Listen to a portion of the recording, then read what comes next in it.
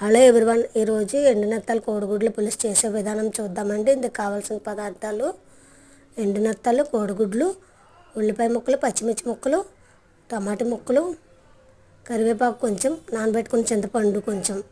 ముందుగా కళాయి పెట్టుకొని ఆయిల్ వేసుకొని ఎండునెత్తలను బాగా వేయించుకోవాలండి. వేయించిన తర్వాత అవి తీసి ఆయిల్లోని ఉల్లిపాయ ముక్కలు, పచ్చిమిర్చి ముక్కలు, కరివేపాకు వేసి వేయించుకొని కాసేపు అయిన తర్వాత టమాటా ముక్కలు కూడా వేసి వేయించుకోవాలండి.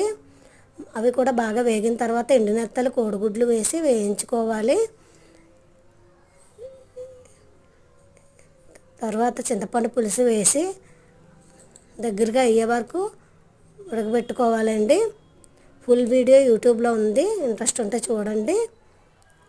కోడిగుడ్లు పులుసు రెడీ అండి. Thank you for watching. Bye bye.